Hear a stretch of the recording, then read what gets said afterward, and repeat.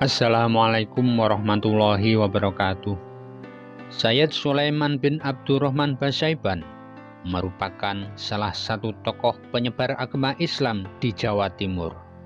Sayyid Sulaiman sendiri mewarisi keturunan leluhurnya dalam berdakwah. Ayahnya merupakan seorang ulama dari Yaman dan ibunya adalah putri dari Sunan Gunung Jati Syarif Hidayatullah. Nah, berikut ini kisah Sayyid Sulaiman. Saksikan setelah yang satu ini. Namun sebelum itu, klik subscribe dan gambar lonceng untuk mengetahui video-video menarik berikutnya. Like dan share ke semua media sosial yang kalian punya.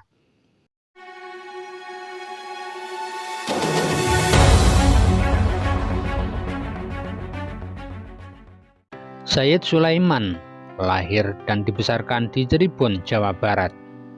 Mbah Sayyid Sulaiman ini anak pertama dari 3 bersaudara. Adik Mbah Sayyid Sulaiman yaitu Sayyid Abdurrahim dan Sayyid Abdul Karim. Kata Mas Fakihuddin bin Muhajir Desmo, keturunan ke-9 Sayyid Sulaiman. Kala itu, ketekunan dan pengaruhnya dalam berdakwah membuat penjajah Belanda cemas. Oleh karena itu, saat beranjak dewasa, ia dibuang Belanda ke wilayah timur. Dia pun tinggal di Krapyak, Pekalongan, Jawa Tengah. Dari Pekalongan, dia melanjutkan dakwah hingga ke kota Solo. Di kota ini, dia dikenal sebagai orang yang sakti mandraguna, sehingga mengundang rasa iri dari Sultan Mataram saat itu. Sang Sultan pun ingin membuktikan kesaktian Sayyid Sulaiman. Mbah Sayyid Sulaiman diminta untuk memeragakan pertunjukan yang tidak pernah diperagakan oleh siapapun, tuturnya. Sayyid Sulaiman meminta kepada Sultan untuk meletakkan bambu di atas meja, sedangkan Sayyid Sulaiman pergi berlalu ke arah timur.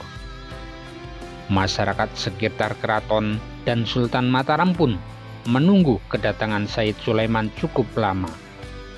Hilang kesabaran, sang Sultan pun membanting bambu di atas meja hingga hancur berkeping-keping.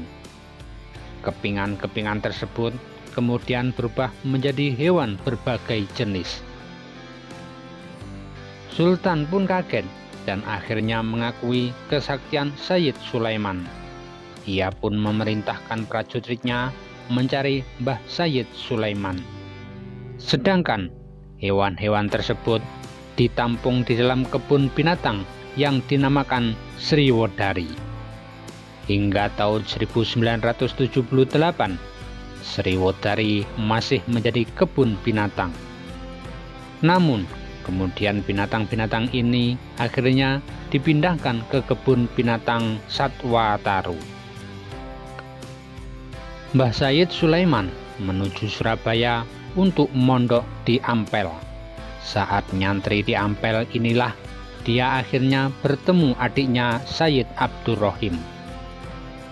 Selepas menimba ilmu di Surabaya, mereka pun menuju Pasuruan dan berguru kepada Mbah Soleh Semendi.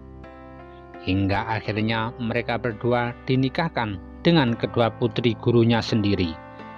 Dari pernikahan ini lahirlah putra Mbah Sayyid Sulaiman bernama Ali Akbar. Sayyid Ali Akbar ini yang kemudian membuka lembaran emas keluarga besar Desmo. Selain beristri putri Mbah Soleh Semendi, Sayyid Sulaiman juga memiliki istri dari Malang. Dari istri keduanya, dia dikaruniai putra bernama Hazam. Setelah menikah, Sayyid Sulaiman sempat kembali ke Cirebon, tempat kelahirannya. Namun situasi di sana saat itu sedang ricuh lantaran pertikaian antara Sultan Ageng Tirtayasa dan putranya sendiri, Sultan Abdul Qohar. Hal ini terjadi lantaran putranya memihak Belanda. Mengetahui situasi tersebut, Sayyid Sulaiman memutuskan kembali ke Pasuruan dan menetap di Desa Gambiran.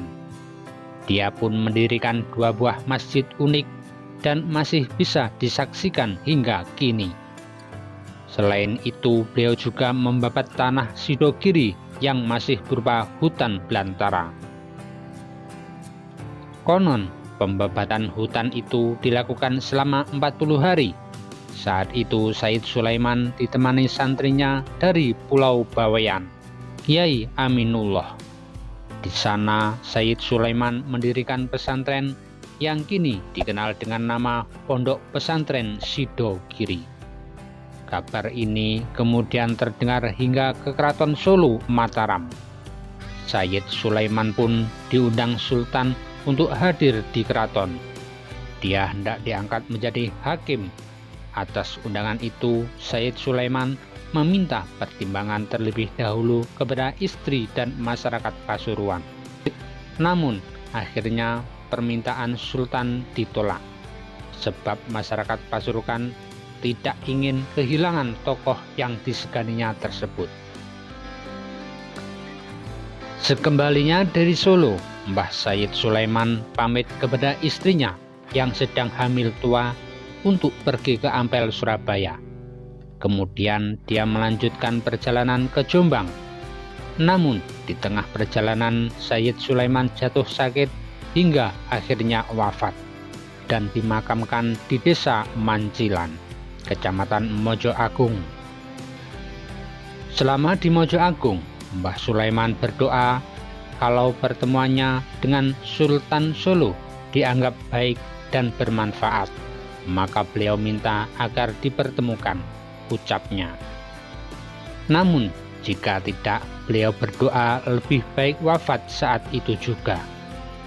Akhirnya Said Sulaiman tidak bertemu dengan Sultan Solo. Dia wafat dan dimakamkan di Dusun Rejo Slamet, Desa Mancilan, Kecamatan Mojo Agung, Kabupaten Jombang pada tanggal 17 Rabiul Awal 1193 Hijriah atau 24 Maret 1780 Masehi. Meski berada di desa, orang-orang sudah terbiasa menyebut Betek. Padahal desa Betek berada di sisi utara, kalau makam Mbah Said Sulaiman ada di Desa Mancilan. Meski telah meninggal ratusan tahun silam, keberadaan makam Mbah Said Sulaiman ini baru ditemukan sekitar 1 abad lalu. Hal tersebut disampaikan Mas Fakihuddin bin Muhajir Trismo, keturunan ke-9 Said Sulaiman.